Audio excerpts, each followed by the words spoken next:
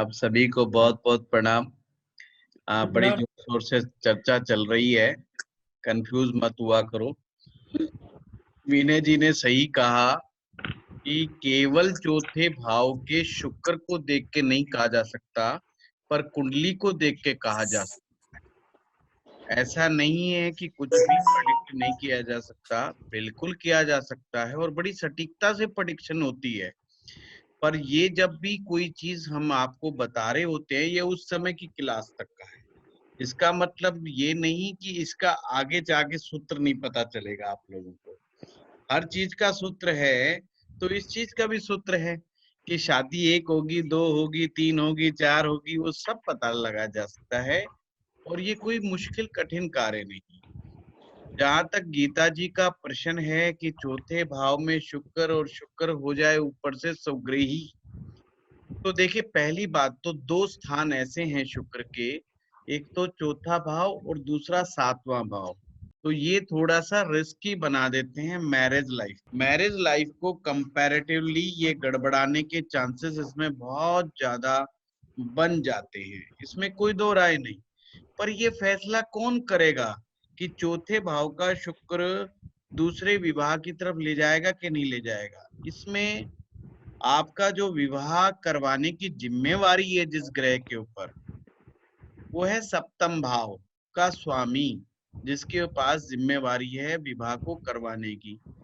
हमें उसके पॉइंट पर उसकी मंशा को भी देखना पड़ेगा कि उसकी मंशा क्या है। हाँ, ये बात सत्य है, चौथा भाव का शुक्र किसी भी अवस्था का बैठा हो, अब ध्यान से सुनिएगा, मैंने ये कहा किसी भी अवस्था का बैठा हो, मंशा 2 विवाहों की करवाता है। यानी कि एक विवाह जो हो गया उससे वो सेटिस्फाइड नहीं होता है, उसको दूसरे विवाह की रिक्वायरमेंट बन जाती है। ये एक अलग बात है कि होगा कि नहीं होगा, वो हम सप्तम भाव की मंशा, सप्तम भाव से मतलब है मेरा सप्तमेश की मंशा से हम इस चीज को करते हैं। फिर फर्दर इन्वेस्टिगेशन का विषय है। इसमें 11वां भाव भी बहुत बड़ा रोल, अहम रोल निभाता है। 11वां भाव फुलफिलमेंट ऑफ डिजायर का है, यानी 11वां ही लास्ट डिसीजन देगा ना। चौथे ने तो इच्छा की दूसरे विवाह की, वो उसकी केवल इच्छा है, इच्छा को बलवती बनाएगा सप्तम भाव का स्वामी। वो भी रेड से, वो भी ग्रीन सिग्नल अगर दे, मतलब शुक्र भी की तो मंशा है ही है, पर सप्तम भाव का स्वामी भी अगर मंशा शो कर दे, तो लास्ट डिसीजन 11वें भाव के पास आता है। आप ये समझो फाइल 11वें भाव में चली, 11वें भाव का स्वामी अगर उसके अनुकूल है, 11वें भाव का स्वामी आपके मन के अनुकूल भी कार्य करता है अगर अच्छा हो तो, यानी कि जो आपकी इच्छाएं हैं वो पूरी करवाएगा। आप इच्छा कीजिए, इच्छा पूरी होगी। तो उसमें क्या होता है कि 11वें भाव का स्वामी अगर गड़बड़ जगह बैठा हुआ है, 11वें भाव का स्वामी अगर गड़बड़ जगह बैठा हुआ है, तो इच्छा की पूर्ति नहीं करेगा। अब जैसे अब यहाँ पर भाव से भाव की स्थिति देखो, कर्क लग्न में शुक्र 11वें भाव का स्वामी है और चौथे का भी स्वामी। अब 11वें भाव का स्वामी से गिनना शुरू करो, 11वें से वो कहाँ गया, गिनिए आप लोग।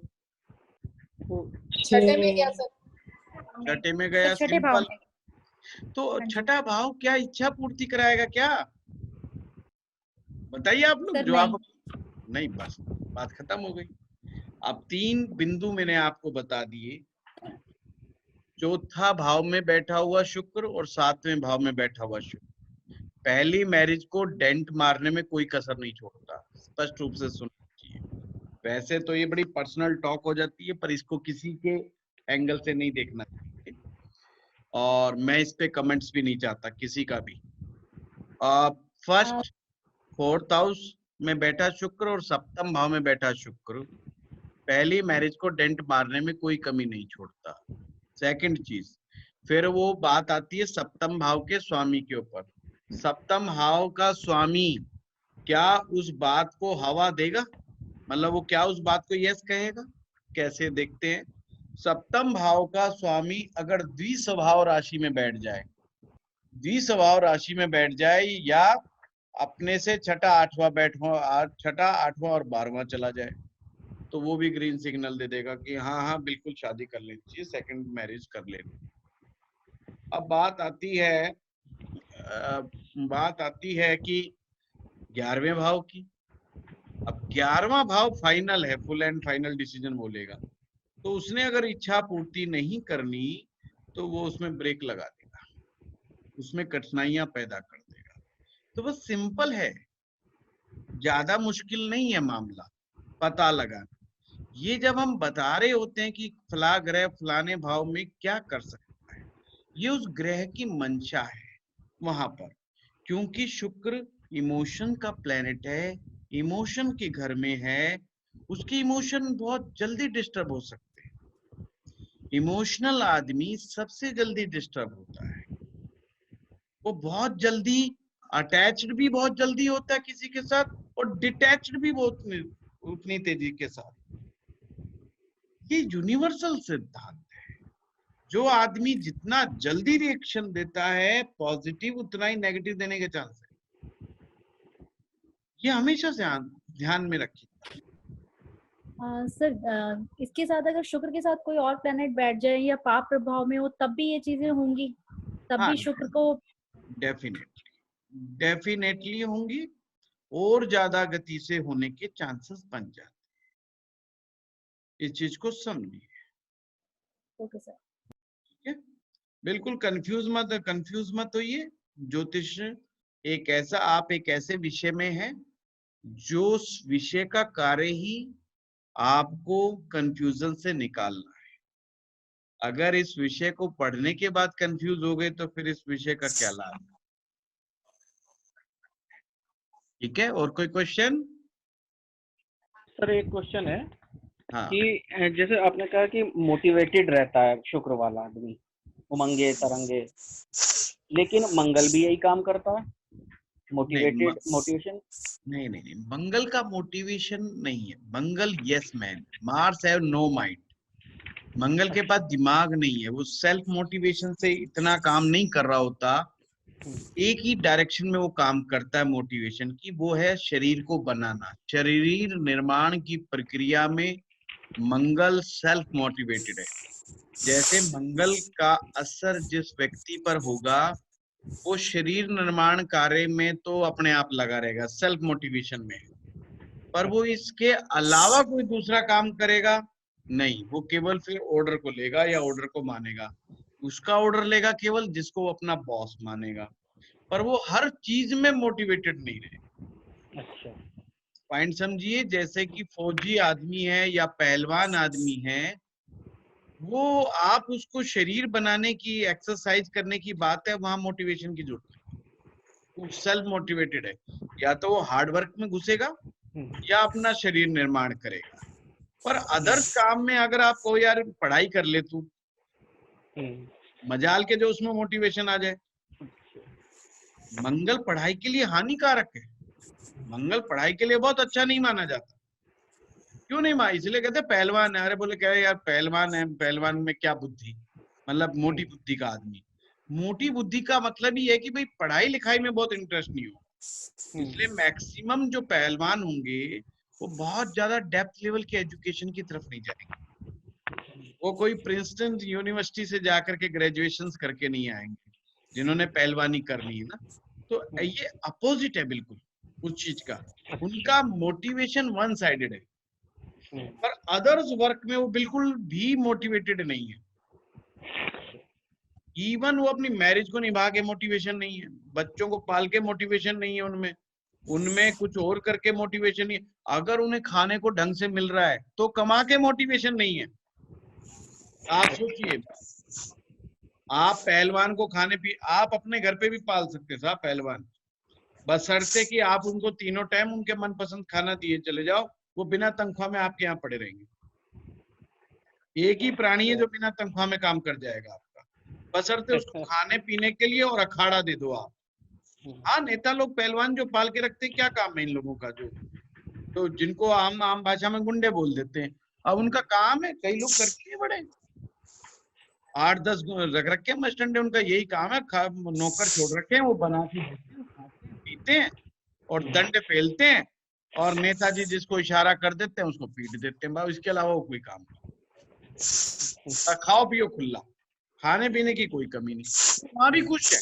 उसको कहीं मैनेजर नहीं बनना जा करके, कहीं उसको मतलब नहीं है कि उसके बेटे को उसने ऑक्सफोर्ड यूनिवर्सिटी में पढ़ाना है। उससे बात करके देख लो आप, वो कहेगा मैं साहब के यहाँ छोड़ दूंगा बेटे को, बस लगवा देंगे साहब कहीं। उसका उससे ज्यादा मोटिवेशन ही नहीं है। तो आप उसको उस एंगल से, Mars is energy with no mind, और शुक्र बाकी सब चीजों में मोटिवेटेड रहता है। नहीं, उसमें जोश है बात करने में। अच्छा, आप किसी भी टॉपिक पे बात करो, वो एक ऐसी ढंग से बात करेगा, वो एक ऐसी एनर्जी के साथ बात करेगा, आपके अंदर फीलिंग फैक्टर आने लग जाएगा। भाई एक कलाकार के बोलने में और एक साधारण व्यक्ति के बोलने में क्या अंतर है? भाई जो अच्छा मान लीजिए पोलियो ड्रॉप्स के बारे में अमिताभ बच्चन बोलते हैं कि साहब अपने बच्चे को पोलियो ड्रॉप्स पिलाइए। अब आप सुनील वशिष्ठ कहे भाई पोलियो ड्रॉप्स पिला लिया करो, कितना प्यार से कितना लड़के बोल लूंगा, परंतु वो बात नहीं बनी। समझ रहे बात को? क्योंकि उसकी अपनी एनर्जी काम कर रही है, वो वहां स्पेशल एक्टिंग नहीं कर रहा, वो कोई और एक्टिंग करके नहीं दिखा रहा, वो साधारण तरीके से बात कर, पर उसकी शुक्र की एनर्जी है, वो आपको मोटिवेट करता है। इसलिए हमेशा ध्यान रखना, एडवर्टाइजमेंट में फिल्मी हीरो हीरोइनों का इस्तेमाल किया जाता है। लक्स की साबुन से आप लोग इसलिए नहा रहे हो क्योंकि हीरोइंस नहा रही, ठीक है। लाइफ बॉय जो है गधों को नहलाने का साबुन होता था किसी जमाने में, पर इंडिया में आकर के वो लाइफ बॉय फौजियों का हो गया, फिर उसका कर दिया गया, क्योंकि लाइफ बॉय से नहा, वो स्लोगन बना दिया ना, लाइफ बॉय से नहाए मस्ती है, वहां क्या बोलते मुझे याद नहीं आ रहा। तो आप ये देखो, ये शुक्र है, दैट्स वीनस, आपके अंदर जोश पैदा कर दिया, आपके माइंड को उसने इतना अट्रैक्ट कर लिया। ये एक टैगलाइन ऐसे तैयार की जाती हैं, ये शुक्र की लाइनें होती हैं। अब पेटीएम वालों ने बना दिया पेटीएम करो, मतलब जबरदस्ती दबाव दे रहा है, पेटीएम करो, कुछ और करो ना करो पर पेटीएम करो, समझ रहे ना? तो ये वीनस है। टैग लाइन हर बिजनेस में जो लगाई जाती है वो शुक्र की प्रतीक है, और जिस टैग लाइन में शुक्र का प्रभाव नहीं है वो चलती नहीं है। तो सर जो कुछ ऐड आपको बड़ी यादगार रहती है, तो शुक्र ऐसे ही यादगार रहता है। तो सर जो ये मोटिवेशनल स्पीकर होते हैं, ये भी शुक्र है ये? देखिए उनका शुक्र अच्छा होना चाहिए, बढ़िया अच्छा मोटिवेशन स्पीकर बनने के लिए। अगर शुक्र अच्छा नहीं है तो कोई उसका मोटिवेशन नहीं मानता। अगर कोई आदमी किसी को मोटिवेट कर देता है तो यानी वो शुक्र एक्टिवेट उसका शुक्र अच्छा है, उसका शुक्र अच्छा है, उस व्यक्ति का जो कर रहा है। अच्छा, हो रहा है उसका नहीं, जो कर रहा है, जो कर रहा है, जो कर। अच्छा, शुक्र प्रधान व्यक्ति को आप मोटिवेशन के लिए बोल दो, वो बोलना शुरू कर दे, गजब। अरे आपका जो संदीप महेश्वरी करता है ना, ये हमारे बॉलीवुड का कोई भी कलाकार कर सकता है। आप अनिल कपूर को बिठा दो, धर्मेंद्र को बिठा दो, जितेंद्र को बिठा दो, जिसको मर्जी बिठा दो, वो पब्लिक को बांध देगा। वो पब्लिक को इस तरीके से बात बताएगा कि पब्लिक मोटिवेट हो जाएगी। बिना स्क्रिप्ट के अगर बोल दे तो भी वो हो जाएगी। अगर अक्षय कुमार भी उस बात को बोल देगा कि सारे के सारे कल सुबह से 4 बजे उठेंगे, तो पक्की बात है उनमें इतना मोटिवेशन जगा देगा कि अगले दिन से कुछ लोग जरूर खड़े हो जाएंगे। ठीक है सर। आप फातिमा बताइए। सर एक मिनट सर मेरा क्वेश्चन, सर मैंने कुछ पूछना नहीं, ये बोलना है कि यहाँ पे ना लोग म्यूट नहीं करते, किसी को कुछ प्रॉब्लम भी हो ना, अजीब अजीब वॉइसेस आती है गंदी। भाई देखो मोहित को आप लोग तंग मत करो, सारे मिल करके सारे के सारे है ना अपने म्यूट कर लो, ये गलत बात है, ये ठीक बात नहीं है। फातिमा सॉरी बोलिए। मोहित भाई, सॉरी सर मोहित आप कह भाई। रहे थे कि 4th और 7th हाउस में जो वीनस होता है वो मतलब फर्स्ट मैरिज के लिए प्रॉब्लम देता है। तो Yes. सर कल ये भी पढ़ा हमने कि वीनस जो है वो प्योरिटी को शो करता है, और जो 7th हाउस है वो वीनस का अपना ही घर है। तो यहाँ पे सर ये प्रॉब्लम क्यों क्रिएट करेगा वीनस 7th में? फातिमा एक तो ये मत कहो, ये सब बातें मैंने ही बताई है कि पढ़ा नहीं सुना। मैंने ही बताया कल आपको प्योरिटी के बारे में। जी सर। है ना, थोड़ा थोड़ा बेचारे गुरुजी को भी मोटिवेट कर दिया करो आप लोग मिल करके कि हाँ गुरुजी आपसे थोड़ा थोड़ा चढ़ाते रहा करो, है ना, इससे जोश जी आता सर रहता है। बिल्कुल। सर इसके लिए तो मैं ये कहना चाहता हूँ, थोड़े दिन की और बात है, उसके बाद हम दीवानों की तरह घूमेंगे कि सुनील सर कहाँ हैं, उनके बिना हम नहीं जी सकते। क्योंकि गजब है आपकी स्पीकिंग और डिस्क्रिप्शन, बट बियॉन्ड हम तो उन शब्दों हम बता ही नहीं सकते कि कितने हम प्रफुल्लित हो जाते हैं आपके डायलॉग सुन के, नहीं आपकी मुझे बातें भी सुन आप लोगों का नहीं, फिर भी मैं तो बड़ा संयम से आप लोगों के साथ काम ले रहा हूँ। थोड़ा थोड़ा मेरा स्वभाव थोड़ा माइल्ड है। के। नहीं नहीं, तो बहुत थोड़ा, बढ़िया, बहुत अच्छा है।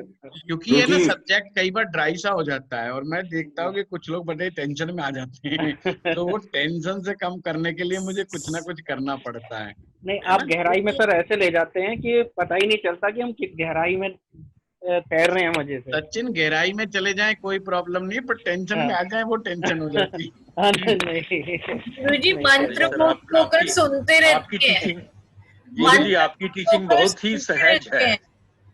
Thank you. तो फातिमा का जो क्वेश्चन पे सारे ध्यान दें। फातिमा ने कहा कि चौथे भाव में भी बलाबल शुक्र को मिलता है क्योंकि दिग्बली है, और सप्तम भाव में भी वो कारक है। इसलिए मैंने वहां पर हमेशा एक बात का इस्तेमाल किया है, अति सर्वत्र वर्जित। किसी बात की भी अति का हो जाना वर्जित है। शुक्र अगर प्योर रूप से देखा जाए तो केवल और केवल कुंडली में सप्तम भाव का ही कारक है। वैसे तो सेकेंडरी कारक वो धन भाव का भी है, परंतु अगर देखा जाए प्योर फॉर्म से तो सप्तम भाव का कारक केवल शुक्र ग्रह है, केवल शुक्र है। अब कारक ग्रह शुक्र जब वहां पर बैठेगा तो एक तो सूत्र काम करता है कारको भाव नाशाय, कि कारक जब अपने ही भाव में बैठ जाता है तो भाव का नाश करता है। अब इसको भी एंगल से हटाते हैं, हम दूसरे एंगल से देखते हैं। शुक्र इमोशन का प्लेनेट है क्योंकि वाटर एलिमेंट है, ना तो यहाँ पर ज्यादा फायर की रिक्वायरमेंट है ना ही वाटर की रिक्वायरमेंट है। दो लोगों के बीच में, दो संबंधों के बीच में, जैसे हम कहते हैं ना विवाहिक संबंध में कि दो आत्माओं का मिलन। पॉइंट को समझिए, विवाह को कैसे देखा जाता है, दो आत्माओं का मिलन, कि हम दोनों इस तरह से मिल जाएं कि हवा भी बीच में से ना गुजर पाए। दो प्रेमी जब बात करते हैं तो वो कहते हैं हम दोनों इस तरह से एक हो जाए कि हम दोनों में इतना भी गैप ना बचे कि हवा भी क्रॉस कर पाए। अब पॉइंट को समझिए, ऋषि ने ऐसा क्यों किया। अगर आप ऐसा प्लेनेट लेके आओगे जो अपने एलिमेंट्स का असर बहुत ज्यादा पैदा कर सकता है, वो दिक्कत पैदा कर। शुक्र वाटर पैदा कर देगा 7th हाउस में, ऐसे ही मून सप्तम भाव में ना पानी पैदा कर देगा। और पानी तो भाई फिर आपको पता ही है ऑक्सीलेशंस क्रिएट कर देता है। तो इस तरीके से वो चीजें जो है ना गड़बड़ा जाती हैं। सर ये जो शुक्र है इसको इसको ये भी कहा गया कि गुरु है, डेमंस का ये गुरु है। तो सर इसके साथ प्योरिटी का भी आपने कल बताया एलिमेंट है कि प्योर चीजों को पसंद करता है। लेकिन मैंने अक्सर जगहों पे सर ये पढ़ा भी है, कई जगह सुना भी है कि जो परफ्यूम्स वगैरह जो होते हैं इसको वीनस के साथ ही एसोसिएट करते हैं, लेकिन जबकि उसमें अल्कोहल है। किसके साथ एसोसिएट्स, मैंने किसको सर वीन परफ्यूम्स वगैरह के अच्छा बारे में अक्सर। परफ्यूम, अच्छा जी अच्छा। सर, तो उनके बारे में अक्सर फातिमा जगह ये पढ़ा जाता है कि फातिमा वीनस है। फातिमा जो वीनस है, क्योंकि perfume is not a original thing. जी सर। परफ्यूम जो है कॉकटेल की तरह है और केमिकल मिक्स है उसके अंदर। कभी भी परफ्यूम प्योर नहीं होता, इसलिए उसको शुक्र को वो पसंद नहीं है। इत्र जो होता है वो प्योर फूलों से या प्योर एसेंस से बना होता है, इसलिए उसको इत्र पसंद है। इसलिए मैं अक्सर कहता हूँ जिसे अपने शुक्र को एनहांस करना है वो इत्र लगाए अपने शरीर पे, ना कि परफ्यूम का इस्तेमाल नहीं करे। क्लियर बात? इस जी तरीके से। सर। हाँ तो कौशल। सर गुरु क्यों कहा जाता है सर इसको, डेमन्स का गुरु? जैसे कि जुपिटर को कहा जाता है कि लॉर्ड ऑफ गॉड्स है, और ये जो वीनस है उसको कहा जाता है कि डेमन्स का जब गुरु है। तो मैंने सर इसमें फातिमा शुरुआत कराई थी तो मैंने इसके बारे में विशेष रूप से बताया था कि इन्होंने भगवान शिव को अपना गुरु बना लिया था शुक्र ने, और बहुत लंबे समय तक इन्होंने कठोर तपस्या की। कठोर तपस्या करने के बाद इन्होंने अपने 2 वरदान मांगे भगवान शिव से। क्या वरदान मांगा? एक तो मृत संजीवनी विद्या मंत्र की विद्या इन्होंने प्राप्त की। दूसरा इन्होंने प्राप्त किया कि गुरु से 3 गुना ज्यादा बल, किसी को धन प्रदान करने का, ऐश्वर्य प्रदान करने का, लग्जरी लाइफ देने का, वो गुरु कोई किसी का नहीं बनता। आप ये ध्यान रखिएगा, कोई किसी का गुरु नहीं बनता, शिष्य उसको गुरु बनाते हैं। तो राक्षसों का कोई गुरु तो था नहीं, तो राक्षस ऐसे व्यक्ति की तलाश में थे जो बड़ा विद्वान हो, मंत्रज्ञ हो, यानी मंत्र का जानकार हो, तंत्र का जानकार हो, जिसके पास कोई सिद्धि हो, या और साथ में उसके आशीर्वाद में शक्ति हो। ये सब चीजों का बलाबल उन्होंने भगवान शिव की शक्ति से, भगवान शिव की तपस्या से शुक्राचार्य ने प्राप्त कर लिया था। इसलिए उनको राक्षसों ने उनको अपना गुरु बनाया, और उन्होंने मृत संजीवनी विद्या मंत्र का प्रयोग राक्षसों के लिए किया, क्योंकि वो इमोशनल थे और उनमें इमोशन जा गए। राक्षसों ने बड़े कातर भरे स्वर में कहा कि हे शुक्राचार्य, हे श्रेष्ठ, हे शिरोमणि, आप हमारे गुरु बन जाएं और हमारा शिष्यत्व स्वीकार करें आप, क्योंकि हमें देवता लोग मार रहे हैं, हम मर रहे हैं, हमें कोई बचाने वाला नहीं है, हमारे साथ अन्याय है, माँ घोर अन्याय है। तो राक्षसों ने अपनी विडंबना कही, अपना दुख कहा, तो उन्हें बेचारे के वो इमोशन भी तो है ना शुक्र के अंदर, वो इमोशनल हो गए। उन्होंने कहा अच्छा भाई चलो मैं तुम्हारा गुरु बनता हूँ आज से। अब गुरु को, अब हमेशा ध्यान रखना, जब भी गुरु शिष्य को दीक्षा देता है तो एक मंत्र गुरु बोलता है, त्वम प्राण मम प्राण तम देहे मम देहे, ये मंत्र बोलता है गुरु मन ही मन में। त्वम प्राण मम प्राण त्वम देहे त्वम मम देहे, यानी कि आज से जब ये हमारा रिलेशन जो बन रहा है गुरु शिष्य का, त्वम प्राण तुम्हारे प्राण, मम प्राण मेरे प्राण हो गए, यानी एक्सचेंज हो गया आपसे। अब तुम्हारे प्राण तुम्हारे नहीं रहे, अब ये मेरे हो गए। त्वम देह मम देह, तुम्हारी देह आज से मेरी देह हो गई, यानी कि तुम्हारे प्राणों पर, तुम्हारे देह पर मेरा अधिकार। पर जैसे मैं अपनी देह और अपने प्राण के प्रति सजग हूं रक्षा करने के लिए, ऐसे मैं शिष्य के प्राणों की और शिष्य की देह की रक्षा करूंगा। अब ये गुरु का वचन है, समझिए बात को।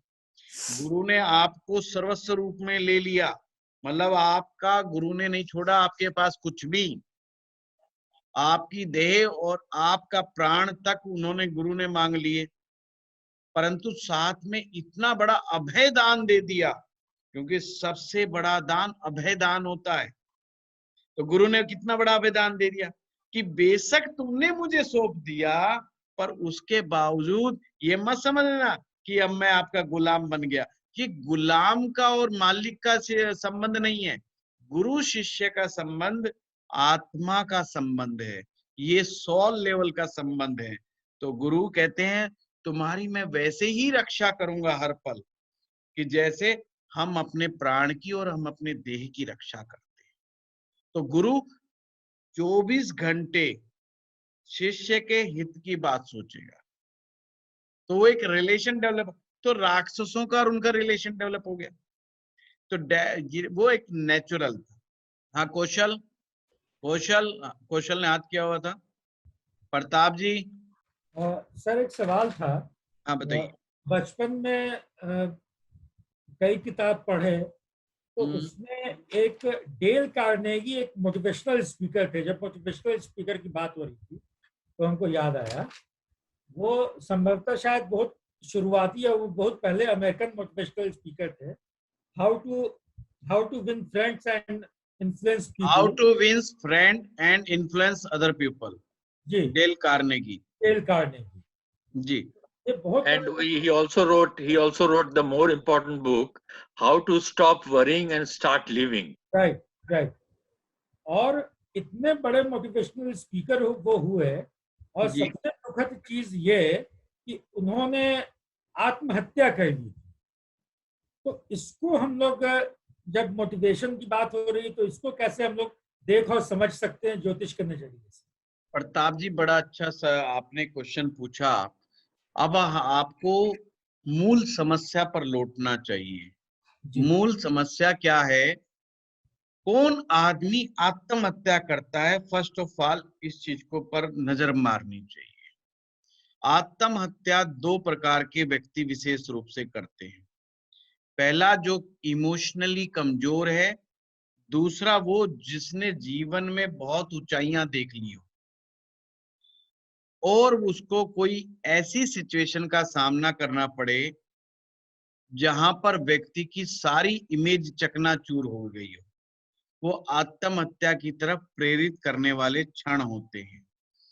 अब ये कौन किसकी इज्जत हो गई हो बढ़ गई? इज्जत उसकी बढ़ती है जो लोग जिनकी इज्जत बढ़ जाती है वो इमेज कॉन्शियस बहुत ज्यादा हो जाते हैं। कोई भी व्यक्ति जो इमेज कॉन्शियस ज्यादा होगा वो आत्महत्या की तरफ जाता है। हिटलर जैसा व्यक्ति आत्महत्या करता है क्योंकि हिटलर कितना दबंग माना जाता था और हिटलर ने आत्महत्या इसलिए कर ली कहीं मैं अपने दुश्मनों के हाथों पकड़ा ना जाऊं और इससे मेरी बेइज्जती हो जाएगी, मेरी इज्जत बची रहे, इसलिए मैं स्वयं को समाप्त कर लेता हूं। सेम बड़े बड़े लोग जो इमेज जिनकी एक लेवल से ज्यादा बढ़ जाती है उन लोगों के लिए एक भय की स्थितियां बनती है। पर ये बनाता कौन है? ये शुक्र ही बनाता है।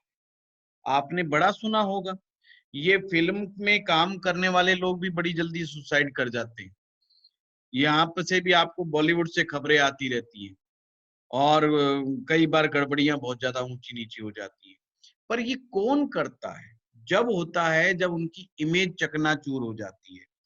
अब हम आते हैं शुक्र ग्रह पर। शुक्र ग्रह एक इमोशनल प्लेनेट है और शुक्र ग्रह और चंद्रमा, हमेशा ध्यान रखिएगा, शुक्र ग्रह और चंद्रमा ये बहुत इमेज कॉन्शियस होते हैं। इमोशंस का मतलब, इमोशनल का मतलब क्या है? इमोशनल आदमी क्यों रोना शुरू कर देता है? इसलिए रोना शुरू कर देता है कि उसकी इमोशन को डेंट लग गया। उसकी इमोशन का डेंट का मतलब है उसकी इमेज को डेंट लग गया। जैसे आपने किसी इमोशनल आदमी पर कोई आरोप लगा दिया और वो आरोप से इतना ज्यादा परेशान हो गया है कि उसके अंदर से रुलाई फूट पड़ी है और वो उसको एक्सप्लेन नहीं कर पा रहा है। मतलब उसमें इतना भी धैर्य नहीं है कि अपनी बात को अपने शब्दों के माध्यम से वो कह पाए। तो वो क्या करता है? वो आंसुओं के माध्यम से अपने एक्सप्रेशंस को देता है। पर जो इमोशनल आदमी नहीं है उस पर आप आरोप लगा करके देखो, वो देखो एकदम सर पे ना चढ़ाई कर दे, एकदम से रोना तो छोड़े वो दूसरा आपको रुला करके छोड़ेगा। तो इसलिए क्यों? क्योंकि इमोशनल आदमी मोर इमेज कॉन्शियस है। ये नेता लोग तो सुसाइड नहीं कर रहे होते। कोई खबर आती है कोई कहीं के मुख्यमंत्री ने सुसाइड कर लिया या कोई भूतपूर्व प्रधानमंत्री ने सुसाइड कर लिया या उनके पद छिन जाने पर भी सुसाइड कर लिया, क्योंकि वो रोज गालियां खा रहे होते हैं और वो इतने पक चुके होते हैं गालियां खा खा करके।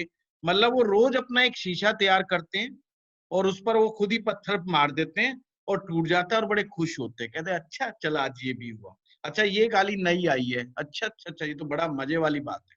आप समझ रहे हैं बात को? तो ये दिखाता है कि ये लोग इमेज कॉन्शियस नहीं है। इनको इस बात की परवाह नहीं कि लोग तुम्हारे बारे में क्या सोचेंगे।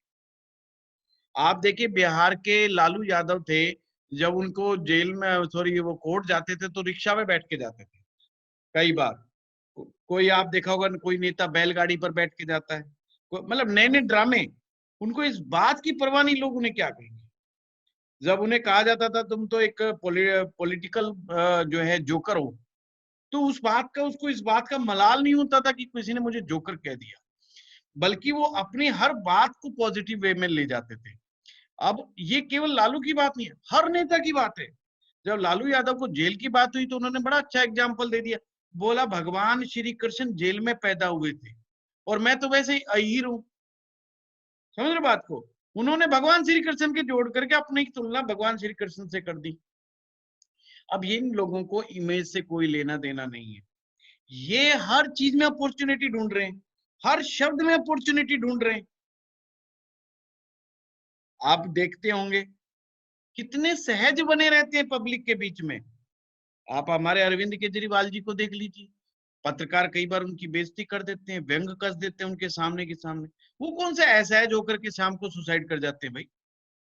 कारण क्या है? समझिए बात को। वहां शुक्र का रोल नहीं है।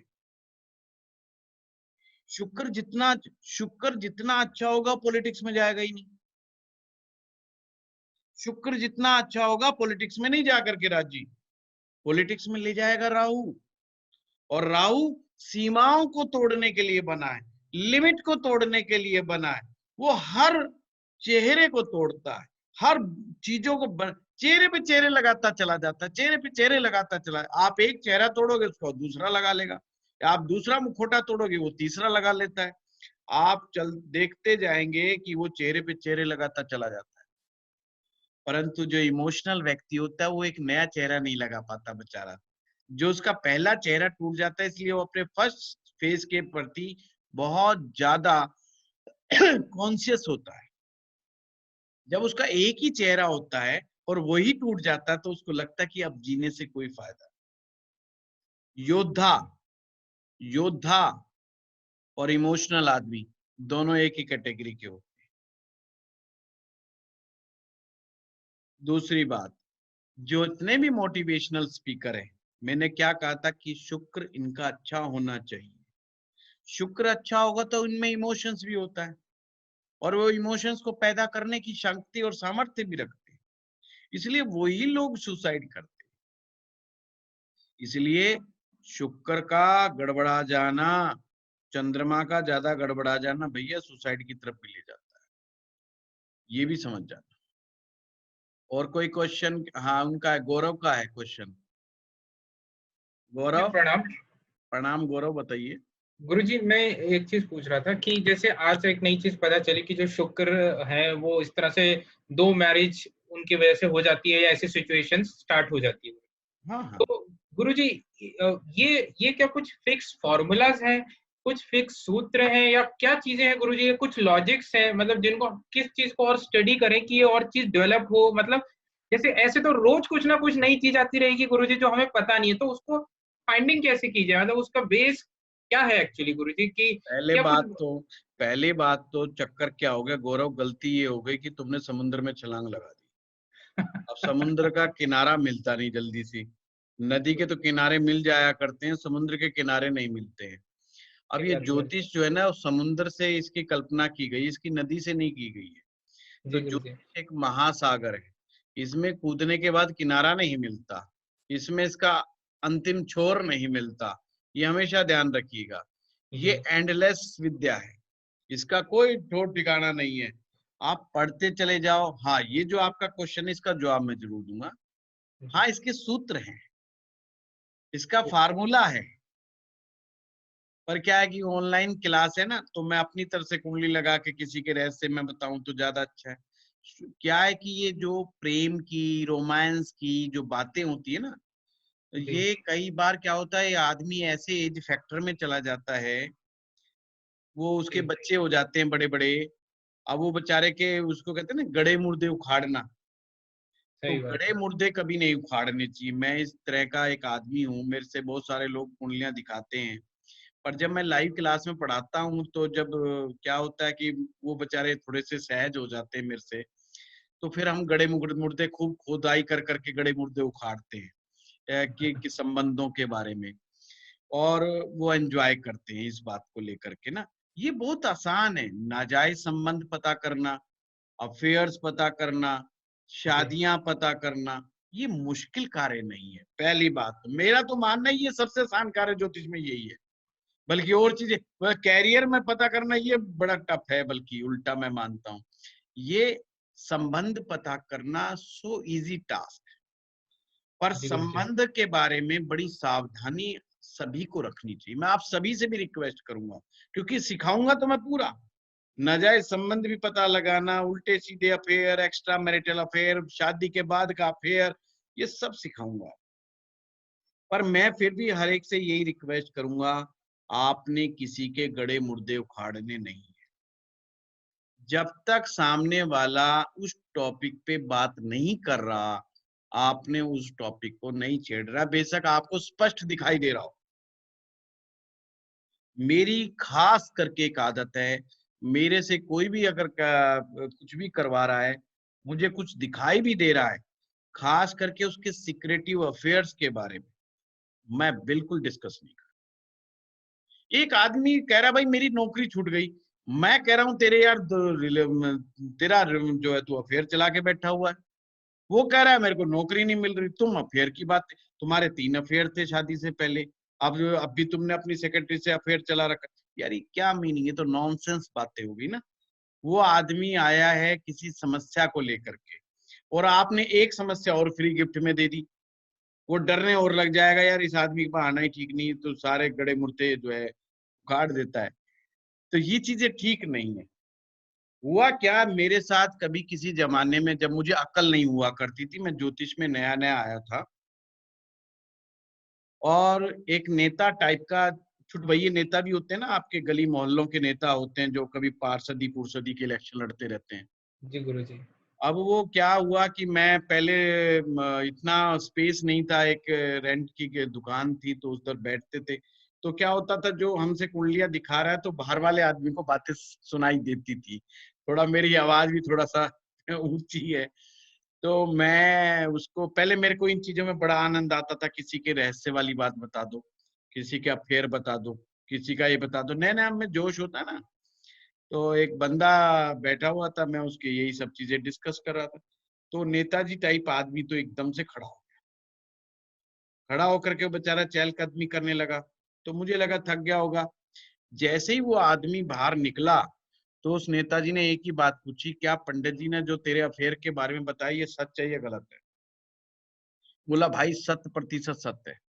नेताजी वहीं से गायब हो गए, नेताजी वहीं से गायब हो गई जी। 10 दिन के बाद वो फिर मिले, बोले पंडित जी मैं आया था। मैंने कहा यार तुम आप चले गए, वैसे ही आप आते ना। बोले सच बताऊं पंडित जी मैं तो डर गया उस दिन। मैंने कहा क्यों, क्या बात? बोला आप तो ऐसी ऐसी बात बता देते हो। बोला मुझे तो आपसे डर लगने लग गया। बोला क्या मतलब है, आपने उसकी इतनी इतनी बातें बता दी, वो भी हाथ देख करके, और मैं तो कुंडली भी साथ में लाया, तो मैं तो मरना हो जाएगा मेरा तो। बाद में उससे मेरी दोस्ती हो गई और आज तक मित्रता है। बाद में पता चला उसके कैसे अफेयर थे और किस किस जगह कहाँ कहाँ थे, बाद में तो खुल गया, उसने खुद बता दी। तो मुझे समझ में आया ये बंदा भागा क्यों। कई बार ये चीजें उल्टी पड़ जाती हैं। तो देखिए मेरा मानना है किसी के तार, गलत तारों को मत छेड़ो, और महिला के तो खास करके मत छेड़ो, बिल्कुल ना छेड़ो। किसी की हिस्ट्री उखाड़ पछाड़ करने का हमारा कोई कोई हक नहीं बनता, किसी की निजी जिंदगी में झांकने का। हाँ, अगर टॉपिक है, अगर मुद्दा वही चल रहा है, तो उसे समझाओ कि सही क्या है और गलत क्या है। इस बात में प्रतिभा प्रदर्शन मत करो कि देख मैंने बता दिया। अरे भाई मैं तो क्लास में, जब हमने तो कोर्स ही चला रखा है लव मैरिज एंड रिलेशनशिप, इसमें भी 4-5 स्टूडेंट वो हैं जो जिन्होंने किया है। अब वो जानते हैं मैं किस डेप्थ लेवल तक इन चीजों को उधेड़ने में मैं कामयाब होता हूँ। पर मुद्दा ये नहीं है, मैं सभी से कहता हूँ यार हमारा हक नहीं बनता, हम सोल्यूशन है, हमारा काम है प्रॉब्लम को सॉल्व करना। हमारा काम ये नहीं कि हम किसी की प्रॉब्लम को और बढ़ा दें, एक नई समस्या पैदा नहीं। हाँ, अगर कोई व्यक्ति का संबंध जो पर्सन है उसका, अगर वो, जैसे कई बार एक योग होता है, कुछ केसेस में अगर कोई पुरुष पर स्त्री के साथ संबंध रखता है तो उसका फला ग्रह खराब हो जाता है। तो उसे जरूर समझाइए, अगर उस ग्रह से उसकी नौकरी का संबंध है तो, रोजगार से संबंधित हो, कि भाई तुझे पर स्त्री गमन नहीं करना है, नहीं तो ये तुझे बर्बादगी के रास्ते पे ले जाएगा। जब से तेरे संबंध बने हैं तूने ऐसे ऐसे ऐसे तेरे साथ दिक्कतें आ रही, वो अपने आप रियलाइज कर लेगा। उसके साथ ज्यादा दिमाग खप्पी ना करो, उसके किस्से ना सुनाओ आप बहुत ज्यादा, समझ रहे हो बात को? तो उस तरीके से नहीं आपको इंटरप्रेट करना है ना, तो थोड़ा सा मेच्योरिटी को दिखाना है। मुझे एक घटना बड़ी याद है, एक बड़ा सीखतड़ टाइप का लड़का जो है मेरे साथ आगे, बड़ा जवान था। हस्तरेखा की बात है, हस्तरेखा की चीजें हैं, मैं उसको हस्तरेखा सिखा रहा था। अब क्या हुआ, मैंने उसको सिखा दिया फेयर का योग, हस्तरेखा से कैसे देखते हैं। वो पट्टा अपने पड़ोस में जा बैठा। अब ये दिक्कत है ना, ये बिगिनर्स बड़े गड़बड़ करते हैं। अब वो पूरा सीखा भी नहीं था और लोक व्यवहार सीखा नहीं था उसने, और वो जाके पड़ोस में जाके बैठ गया और उसने उनकी लड़की थी जवान, और उसके बाप ने कहा भाई इसका भी हाथ देखो। उसने हाथ देखा, हाथ देख के कहा जी इसका तो अफेयर चल रहा है और ये तो भागेगी, भाग सकती है, तो लव मैरिज करेगी। अब वो परिवार थोड़ा ट्रेडिशनल परिवार, ऑर्थोडॉक्स परिवार था, और वो तो सबकी भौं तन गई कि कैसे करेगी, ऐसा कैसे होने देंगे। उन्होंने लड़की से पूछा, लड़की साफ मना कर गई कि साहब ऐसा कुछ नहीं है। हुआ घटना देखिए, लड़की तीसरे दिन घर छोड़ के भाग गई बिना किसी को बताए, और 1,00,000 1,50,000 रुपए भी लेके साथ में भाग गई। अब हुआ क्या, उन्होंने उल्टा सोचा, लड़की वालों ने जब ढूंढा करा तो उन्होंने कहा यार जिसके साथ भागी होगी ना, उस बंदे का नाम अमित था, कि अमित को जरूर पता था, उस पट्टे को हाथ उठ देखना कुछ नहीं आता, वो तो हमने मजाक के लिए वैसे ही बिठा लिया। उसको पक्का पता था कि इसका अफेयर चल रहा है, उसने नहीं बताया हमें कि अफेयर कहाँ चल रहा था। तो जो लेके भागा है उसका पता वही बताएगा। और वो अमित के घर पहुंच गए और अमित को पकड़ लिया और उसके चढ़ाई कर दी उसके ऊपर। उसने कहा जी ये तो मुझे मेरे गुरुजी से सीखा है। अब वो पट्टे मेरे पास आ गए, वो कहते जी ये बात है। जब मैंने उनको बड़ा समझाया कि मेरे भाई बात ऐसी है, देखो ये सिखाया तो मैं नहीं था, पर गलती ये हो गई, इसको ये समझाना मैं भूल गया, भाई तेने अभी वारदात को अंजाम नहीं देना है, पर ये नहीं दे बेटा, पेशेंस नहीं है, ये वारदात को अंजाम दे बेटा, पर इसका कसूर नहीं है। ये रियली में उनको नहीं जानता है जिसके साथ भी लड़की गई।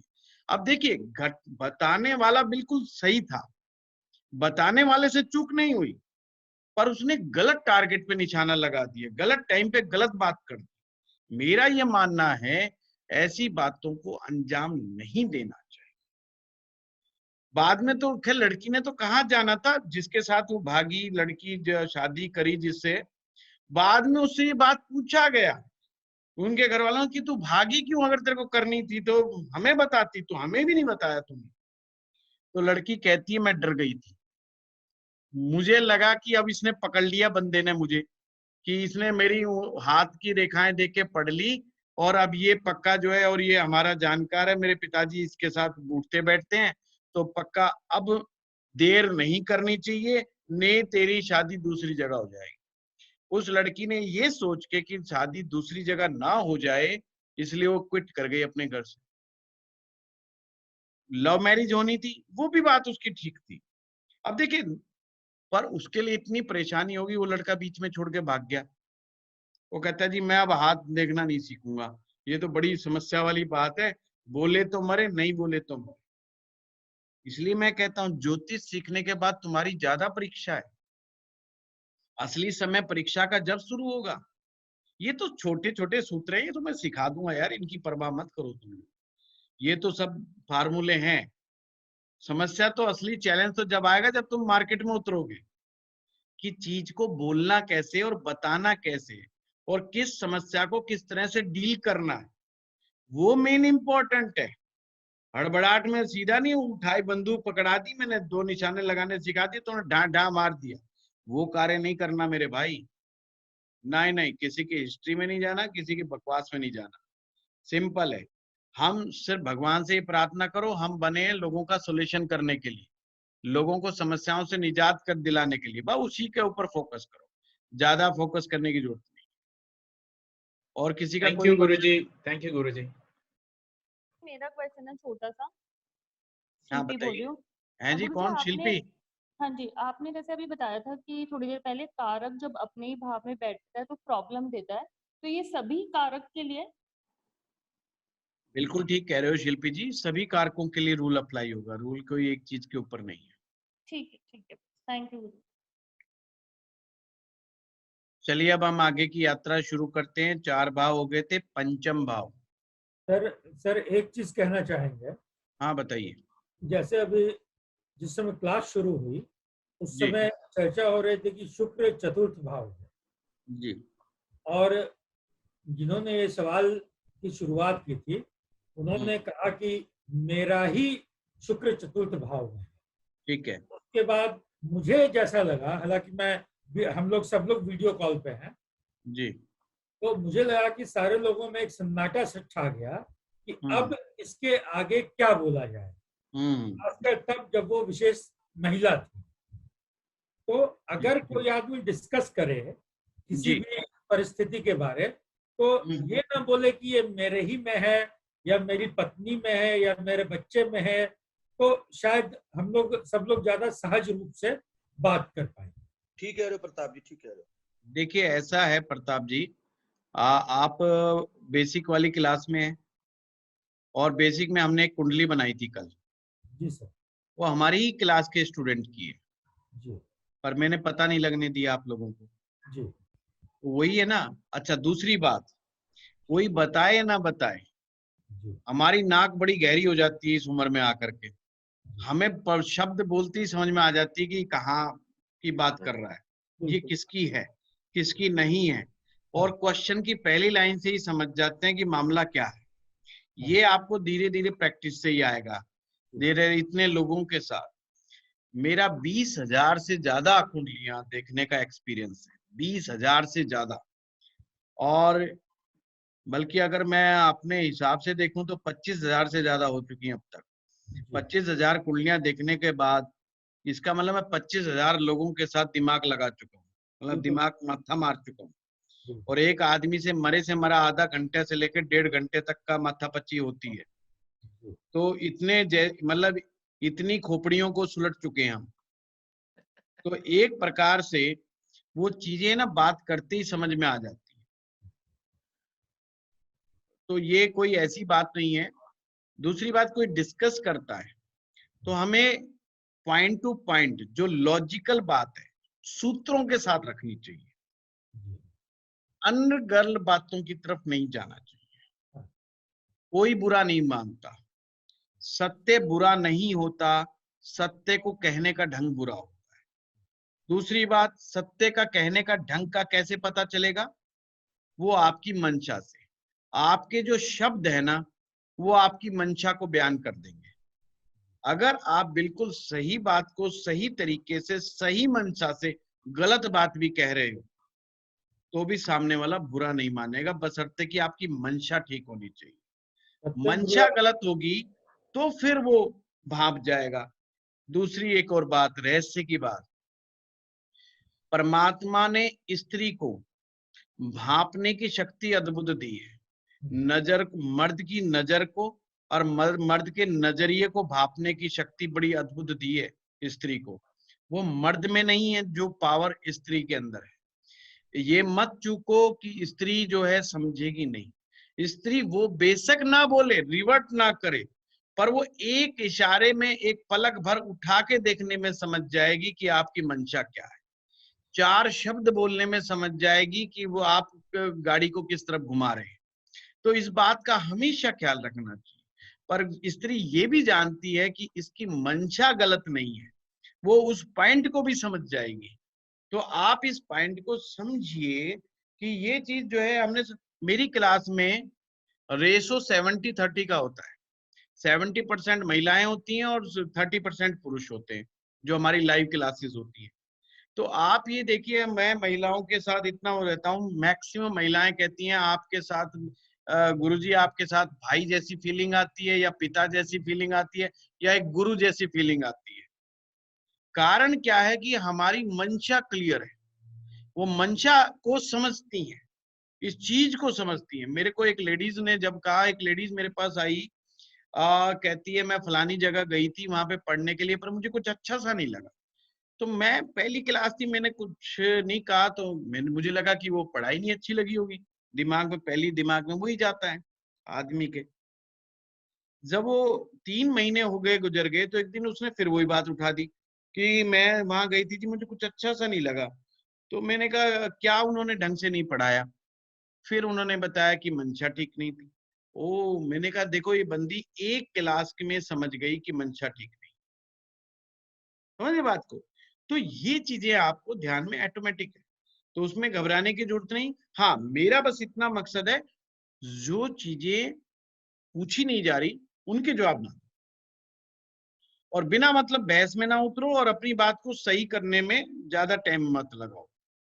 कुछ चीजें आती हैं कह करके कि साहब मुझे ये समझ में आ रहा है, मेरी समझ में, और नहीं लगता तो ठीक है, अच्छी बात है, ओके, आप आगे बढ़ो। बहस का कोई विषय नहीं होता, क्योंकि कई बार आदमी अपनी बात को छिपाना चाहता है, नहीं बोलना चाहता, वो छिपी रहने दो भैया। जो मुर्दा दफन हो गया ना कब्र में, एक बार उसको दफन ही रहने दो, उसको शांति से सोने दो, उसको उखाड़े नहीं जाते। समझ रहे बात को? ये हम राजनीति नहीं कर रहे, क्योंकि राजनीति में तो मुर्दे कभी दबाए नहीं जाते।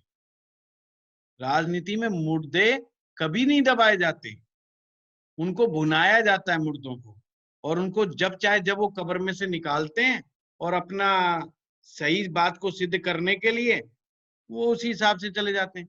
तो गड़े जो मुर्दे होते हैं और जो गड़े हुए मुद्दे होते हैं, ये राजनीति के खेल हैं, इनको राजनीतिज्ञों की तरफ ही छोड़ देना चाहिए।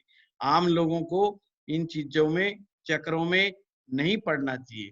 सियासत एक अलग चीज है, वो बिल्कुल अलग ही सब्जेक्ट है, अलग ही विषय है।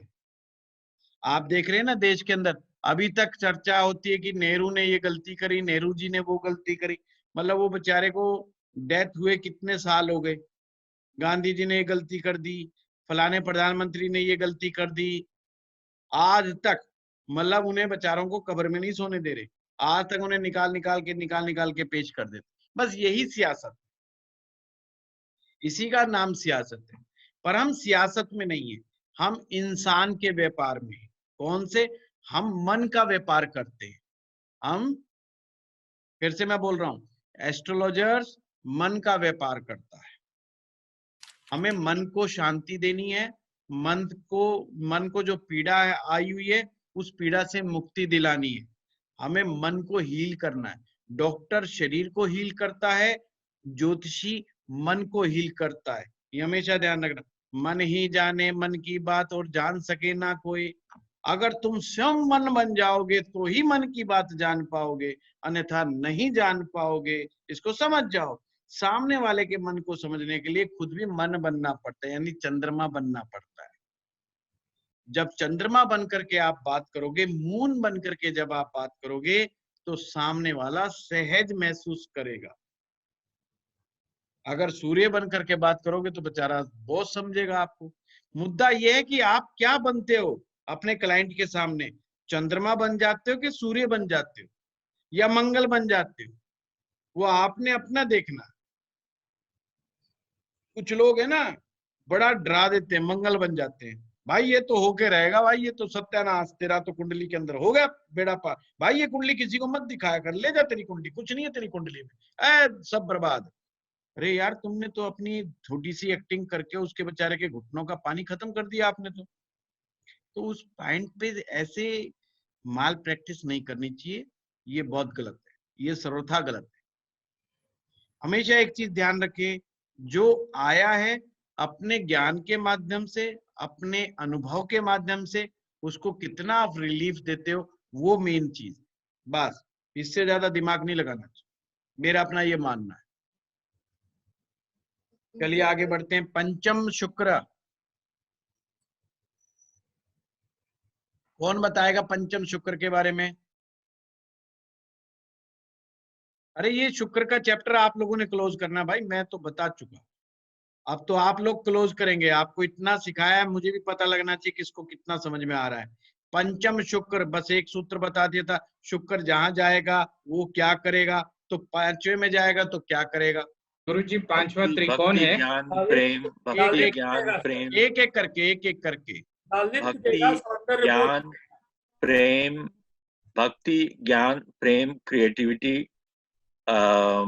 मंत्र, सब कुछ देगा। लो जी, विनय जी ने बहुत ही अच्छा बता दिया है। सर लालित्य और सौंदर्य बोध देगा। अब बहुत जो बढ़िया। जो चीज पंचम भाव में है उस सब में लालित्य मतलब समावेश कर देगा। बहुत बढ़िया बताया आप लोगों ने, दोनों ने ही आप लोगों ने काफी अच्छा एक्सप्लेन कर दिया है पंचम भाव को। यस, पंचम भाव में 4 चांद लगा देता है शुक्र। पंचम भाव का शुक्र बहुत ही अच्छा माना जाता है, बहुत पॉजिटिव माना जाता है, इसमें कोई दो राय नहीं है। फातिमा, आप भी कुछ बोलना चाहते हैं? सर मेरा थोड़ा सा ये है कि जो पंचम में अगर ये जाता है तो हो सकता है कि इंसान की ईगो को भी थोड़ा सा बढ़ा दे, नहीं, क्योंकि ये शुक्र में ईगो नहीं है। कैसे, क्योंकि ये सूर्या का घर है सर, यहाँ पे जाएगा तो ये थोड़ा ईगो को थोड़ा सा कर सकता है, आई थिंक सो। नहीं नहीं नहीं नहीं नहीं, हमेशा ध्यान रखना, मैंने क्या समझाया था, जब सूर्य का प्रकाश शुक्र के ऊपर पड़ता है तो एक छाया बनती है शुक्र की, और वो छाया इतनी अच्छी होती है कि आप पूछो मत। आपके शरीर में कोई चीज ऐसी घड़ देगा परमात्मा, या तो आपके रंग रूप में कुछ ऐसा सौंदर्य प्रदान कर देगा कि जिसे सामने वाला ठगा सा देखता रह जाता है। अब देखिए, जरूरी नहीं कि गोरा रंग ही अट्रैक्शन क्रिएट करे ना, ये बिल्कुल ऐसा नहीं होता है। हमेशा अट्रैक्शन वो क्रिएट करता है जिसके शार्प फीचर्स होते हैं, चेहरे के रंग से नहीं होता। ये नहीं तो अंग्रेजी सारे सुंदर हो जाते बस, अगर रंग ही सारा खेल होता तो। नहीं भाई, व्हाइट कलर से मतलब नहीं है ना, वो ऐसे नहीं देख सकते, तो वो चीज नहीं है। सर ये क्या कन्याओं को ज्यादा देगा क्या, अगर शुक्र बैठा हो छठे घर में, वो पांचवे घर में? कन्याओं को क्या देगा? ज्यादा कन्या मतलब आदमी की जो बेटी होंगी ज्यादा होंगी। नहीं, ज्यादा शब्द मत यूज कीजिए, ये कह सकते हैं हाँ कन्या दे सकता है, क्योंकि ये फेमिनी प्लेनेट है। चंद्रमा और शुक्र लड़की दे सकता है, इसमें कोई दो राय नहीं, ये मान सकते हैं। ठीक है सर। अच्छा सर, हम लोग हमेशा जो बात कर रहे हैं या पहले भी बात की है कि शुक्र और गुरु जब साथ बैठेंगे तो वो झगड़ा नहीं करेंगे, तो चूंकि दोनों विद्वान ग्रह हैं। लेकिन ग्रह मैत्री में जब देखते हैं तो शुक्र तो गुरु को शत्रु नहीं मानता है, लेकिन गुरु शुक्र को शत्रु मानता है। बिल्कुल। तो मैं इसलिए बात कर रहा हूं कि मेरे पंचम भाव में गुरु और शुक्र एक साथ बैठे हुए हैं। बिल्कुल। तो वो किस तरह का फल देगा? अब इस चीज को समझिए, सोनिया गांधी नरेंद्र मोदी को भाषण देगी कि मौत का सौदागर। मोदी भाषण देगा, इटली से आने वाली फलाना ढिगड़ा, ये वो फलाना ढिगड़ा, खूब तीर कमान चलाते। फिर कभी ये दोनों एक पार्टी में मिलेंगे, दोनों झुक झुक करके प्रणाम करते हैं, बस उनको जगह नहीं मिलती, नहीं तो लंबे गिर जाए। ऐसे ही सोनिया गांधी और अटल बिहारी जी मिलते थे। समझिए बात को, जब दो बड़े लीडर आपस में एक साथ बिठा दो, जो झगड़ा कर ले तो गारंटी है पूरी पार्टी को लड़वाते रहेंगे पर खुद नहीं लड़ेंगे। नंबर एक बात। पर इसका मतलब ये नहीं कि झगड़ा उस सीट पर बैठ के नहीं कर रहे बेशक, पर इसका मतलब ये नहीं कि वो दोनों एक दूसरे से सहमत हैं या मित्र हैं। पीछे से तो वो योजनाएं पता नहीं क्या क्या बनाते रहते हैं उल्टी सीधी। तो ये बिल्कुल उसी प्रकार का है। मैं नहीं कह रहा कि गुरु और शुक्र साथ बैठेंगे तो कोई गड़बड़ नहीं होगी, मैं ये कह रहा हूं दोनों आपस में नहीं लड़ेंगे। मेरा कहने का तात्पर्य ये, अब बात आता हूं आपकी बात पे कि गुरु क्यों शुक्र को लाइक नहीं करते। गुरु नीतिगत न्याय संगत प्लेनेट है। नीतिगत न्याय संगत का मतलब समझिए, गुरु का काम है इहलोक और परलोक दोनों के बारे में सोचना। इहलोक का मतलब इस लोक की, और फिर आप आगे जाओगे परलोक में, वहां तक की गुरु सोचता है कि वहां आपका क्या बनेगा, क्या नहीं होगा। तो वो चाहता है कि आप ऐसा कर्म करो कि जहां पर ना तो आपको इस संसार में दिक्कत आए और ना ही परलोक में दिक्कत आए। पर शुक्र कहता है भाई ये जन्म तो मेरा फुल एंड फाइनल जन्म है, पीछे क्या था भाड़ में जाओ, और आगे क्या होगा मुझे पता नहीं, पर इस जन्म में मैं भोग पूरा का पूरा करूंगा। मुझे भोग, इसलिए शुक्र भोगवादी ग्रह है। उसको कोई भोग का मतलब रिलेशन ही नहीं होता। भोग का मतलब होता है ऐश्वर्य, ऐश्वर्य पूर्ण जीना। कि जैसे मैंने शुक्र प्रधान लोगों का काफी एग्जाम्पल दिए थे कि वो बेस्ट चीज उठाते हैं, बेस्ट सिलेक्शन करते हैं और अपने ऊपर सबसे ज्यादा इन्वेस्ट करते हैं। वो अच्छा वस्त्र पे, अच्छे पहनने पे, अच्छा खाने पे, बढ़िया इत्र लगा के चलेंगे। गुरु को ये चीजें पसंद नहीं। गुरु तो कहता है कम से कम वस्त्र धारण किए जाएं।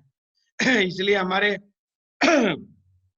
साधु संत के जब भी आप फोटो पिक्चर देखेंगे, वीडियो देखेंगे, तो आपको बेचारे के शरीर पे सबसे कम कपड़े मिलेंगे, पर राजा के शरीर पर या धनाढ्य व्यक्ति के शरीर पर सबसे ज्यादा वस्त्र मिलेंगे। कि कुर्ता पजामा तो पहन लिया, पर उसके ऊपर एक अंगिया भी उसमें डाल रखी है, अंगोछा भी तो है, तो बड़ा सलीकेदार है, वो भी प्रेस किया हुआ है। मतलब उससे से ज्यादा वो अपने ऊपर वस्त्रों से धारण करेगा। पर गुरु तो चाहेगा कि एक लंगोटी बंध गई, एक धोती मिल गई, वो वहीं बैठा हुआ और नग्न अवस्था में ही पड़ा रहा है, कोई कहीं भी जा रहा है आ रहा है, उसको अपने शरीर के सौंदर्य प्रदर्शन से कोई लेना देना ही नहीं। शुक्र केवल और केवल सौंदर्य प्रदर्शन में ही लगा रहता है।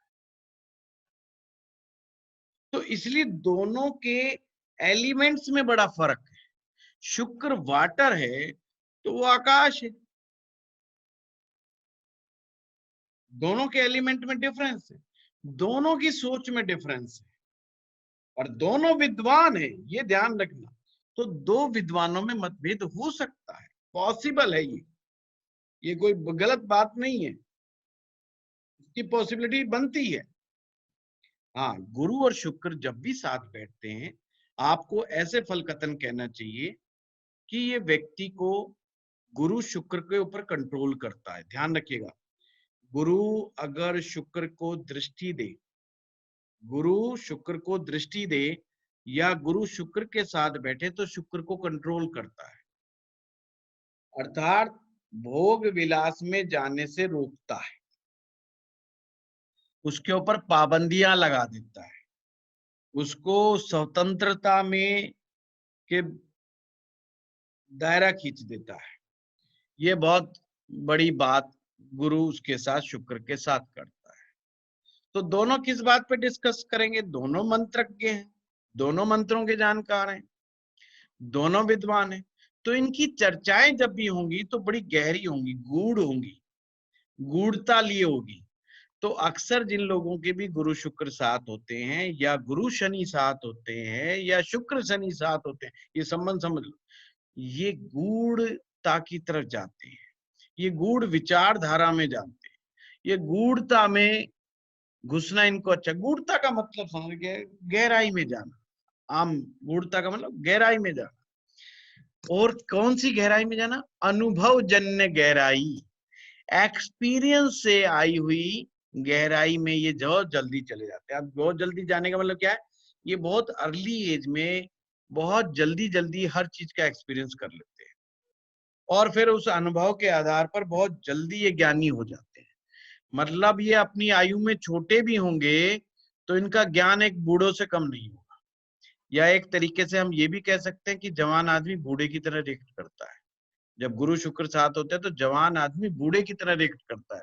अब बूढ़े का मतलब ये हुआ कि वो अनुभव सिद्ध हो गया, उसका अनुभव बहुत बड़ा हो गया, इसलिए वो कभी कभी अपने से बड़ों को भी ज्ञान देगा और सलाह देगा कि आपको ऐसे नहीं, ऐसा करना चाहिए, आप इस पॉइंट पे गलत हैं, इस पॉइंट पे ठीक है।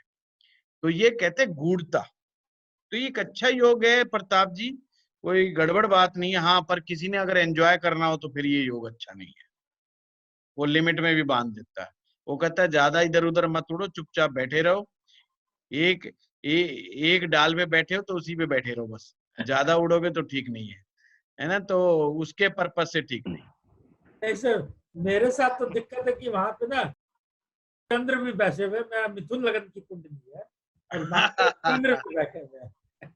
गुरु साथ होने से ज्यादा समस्या नहीं है, क्योंकि चंद्रमा को भी वो बिल्कुल कंट्रोल कर लेता है। हाँ, अगर यहाँ पर शुक्र और चंद्र हो जाते तो बड़ा भारी कबाड़ा हो जाता, फिर तो कहना ही क्या, फिर तो परमात्मा ही जाने वाली बात होती।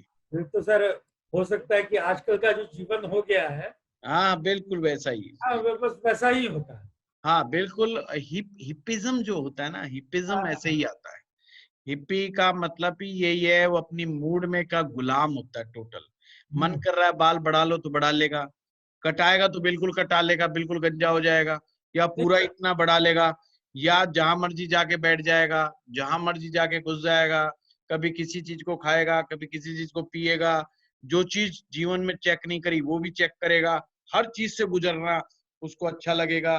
तो कहने का मतलब वो फिर हिपिज्म वाली बातें आ जाती है उसके अंदर, but is not a good point. हाँ, गुरु साथ है तो अच्छी बात है, वो संभाल के बैठा रहता है, ये अच्छी बात है। हाँ, गुरु संभाल लेता है। गुरु जी,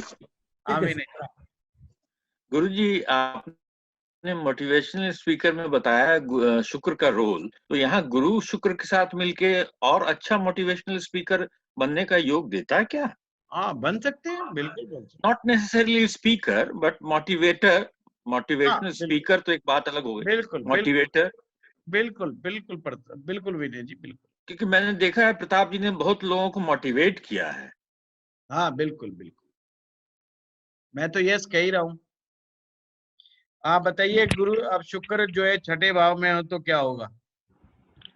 सर ये दृष्टि संबंध में भी ऐसे ही होगा, अगर गुरु दृष्टि दे शनि को या शुक्र को, या साथ बैठने पर ही हो? हाँ नहीं, शुक्र को अगर दृष्टि दे तो भी गूढ़ता आती है जीवन में।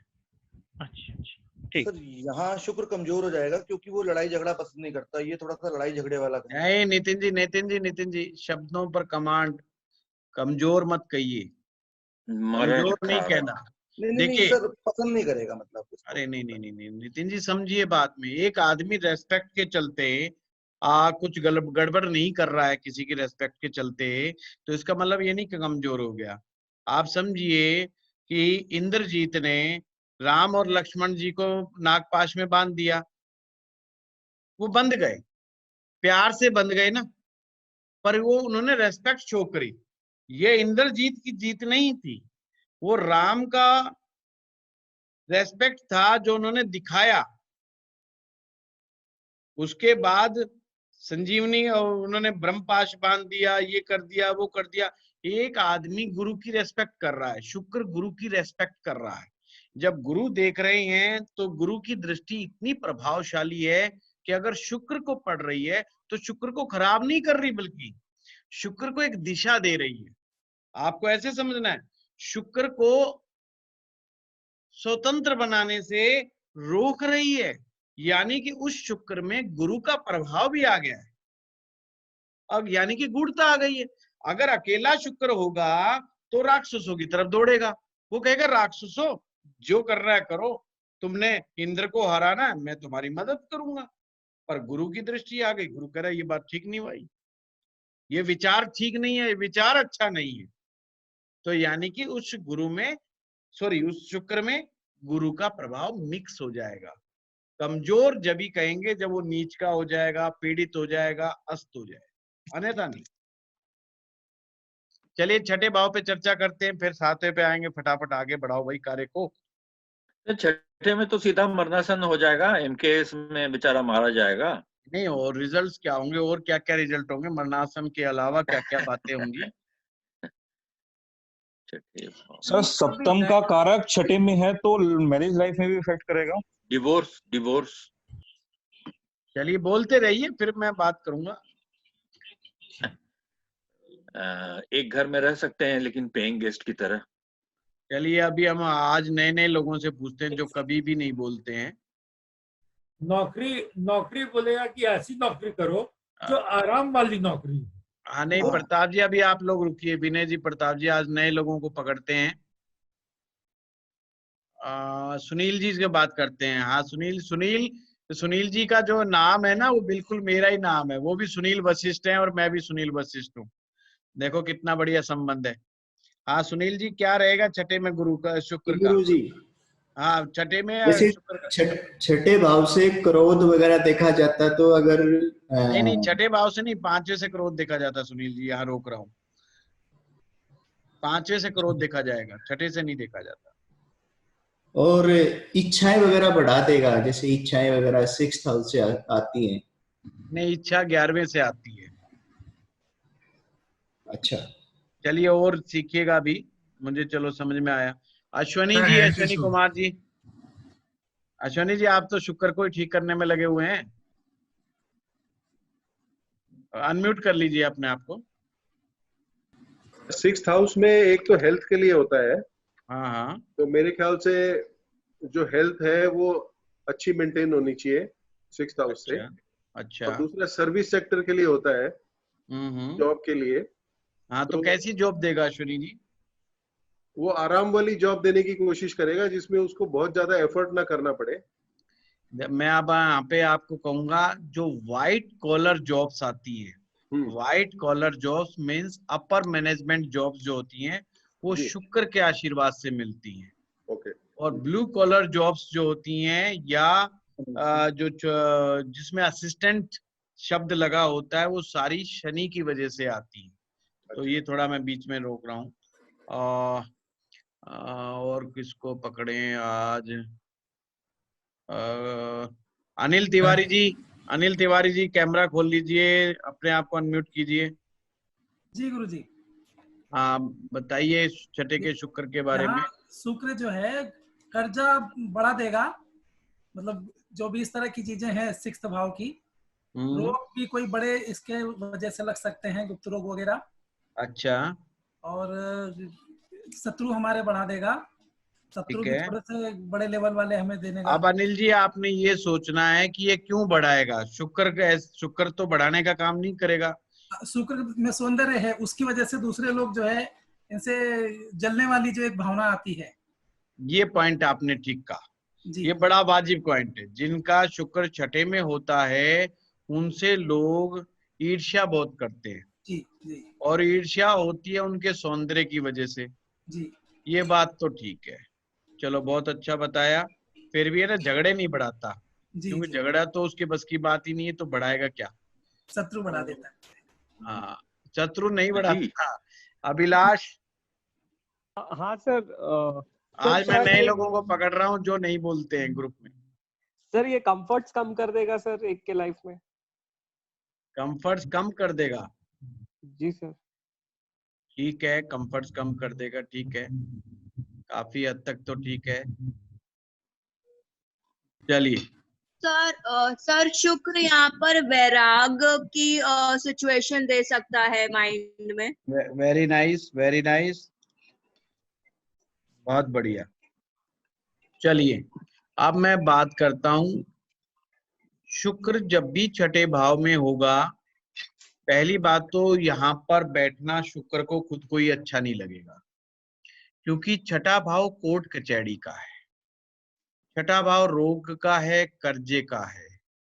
तो शुक्र को तो रोग में रहना बिल्कुल भी पसंद नहीं है, कर्जा तो उसको वैसे ही पसंद नहीं। जो लग्जरी पसंद है तो वो बेचारे को कर्जा तो कहाँ समझ में आता है, तो वो अपने आप को बड़ा असहज फील करेगा। हाँ एनी जी बताइए, आप कुछ बोलना चाहते हैं? जी सर, मैं कह रही थी कि वीनस 6th हाउस में आता है तो मरकरी के हाउस में आता है, और मरकरी भी वो जेमिनाई वाला बच्चा मरकरी नहीं बल्कि बड़ा मैच्योर मरकरी। तो होगा ये कि ये हो सकता है कि ताल्लुक बनाते हुए भी वीनस की जगह मरकरी का फायदा रखने की कोशिश करें, या विनिशियल चीजों से भी फाइनेंशियल गेन हासिल करने की कोशिश कर सकते हैं। जो इस तरह की इंडस्ट्रीज होती हैं जिसमें तो वो होता है कि विनिशियल चीजों से फाइनेंशियल गेन बनाने की कोशिश हो सकती है यहाँ पर, कि एनालिटिकल बहुत ज्यादा हो जाता है इंसान, और वीनस के मामलात में भी बहुत ज्यादा मेंटल वर्क बहुत ज्यादा करते हैं ये लोग, यानी फायदा लेने की कोशिश कर सकते हैं। बिल्कुल, बहुत अच्छा कहा आपने यानी, बहुत अच्छी बात है। चलिए अभी हम 7वें भाव पर जाते हैं। तो 7वें भाव के बारे में कौन बोलेगा? महिलाएं पार्टिसिपेट नहीं कर रही है। प्रदीप जी कुछ, हाँ बताइए प्रदीप जी, आपसे चर्चा करते हैं शुरू। हाँ, मेरी तो भाव मैरिज का है, तो मैरिज में संबंध अच्छे बनाने की कोशिश करेगा। नहीं प्रदीप जी, मैंने अभी आज क्लास के शुरुआत में बताया, चौथा भाव और 7वां भाव गड़बड़ है मैरिज में। सबसे पहले कारको भाव नाशाए, अपने भाव को नाश कर दे। तो नहीं, वैसे तो 7वें भाव में कोई ग्रह भी अच्छा नहीं होता है।